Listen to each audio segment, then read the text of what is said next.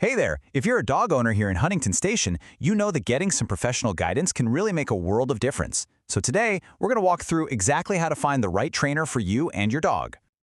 What we're going to do is give you some practical, easy-to-follow steps for picking a trainer who actually understands our local area. We'll get into what makes training here a little different, what to look for in a pro, and how to get started on the right paw. All right, so first things first, let's talk about the specific environment we're in. Training a dog right here in Huntington Station has its own unique things to think about.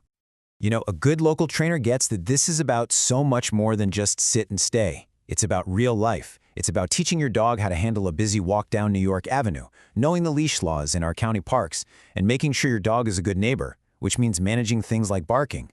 A local trainer will also be up to speed on all the state and county rules for things like vaccinations and licenses. Okay, before you even start searching for a trainer, it's really helpful to get clear on your own goals. Knowing what you want to achieve is what's going to help you find the right person.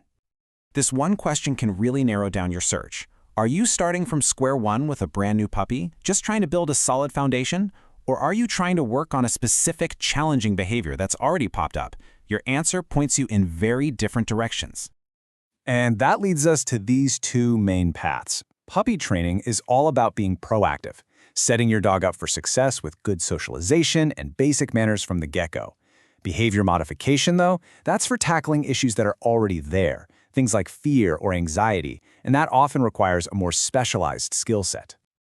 All right, so you've got a handle on the local scene and you know what you're aiming for. Now, let's talk about what makes a qualified trainer really stand out. The most effective and humane trainers working today are using what's called positive reinforcement. It's a science-based method that's all about rewarding the behavior you want to see, whether that's with a treat, a toy, or just some praise. It works because it builds a great relationship based on trust and makes learning feel like a fun game for your dog. Now, you might look at a list of acronyms like this, and your eyes might glaze over a bit. Don't worry, you don't need to memorize them. Things like CPD-TK just mean the person has passed a serious exam about dog behavior and training theory. The main takeaway here is that credentials show a trainer is serious about their profession and has invested in their education. Okay, let's get into the nitty-gritty, the practical stuff. What does training actually look like? How much does it cost? And what should you ask before you sign up for anything? There are a bunch of different ways to approach this. In-home training is fantastic for problems that happen right in your house.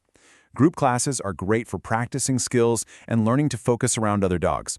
And then you have other options like day training or board and train programs, which can provide more intensive help if you need it.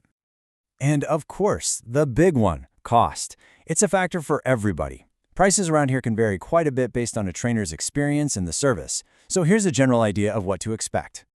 As you can see, there's a pretty wide range. A multi-week puppy class can be a really accessible way to start. On the other end of the spectrum, a board and train program for serious behavior issues is a much bigger financial commitment. This chart just helps you see how your needs might line up with your budget. When you start talking to trainers, have these questions ready to go. This is your toolkit. They help you get past the sales pitch and have a real conversation about how they work.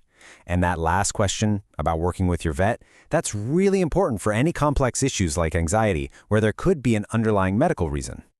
So, once you have a trainer and you've got a plan, the real work starts.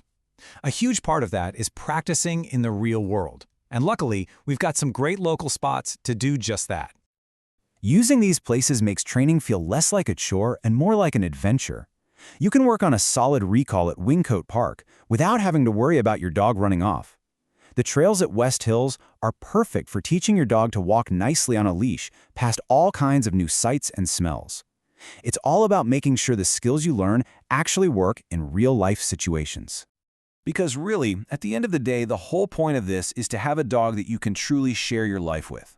A well-behaved companion you can confidently have at home when friends visit, take for a walk through the neighborhood, and who is just a happy, well-adjusted member of the family.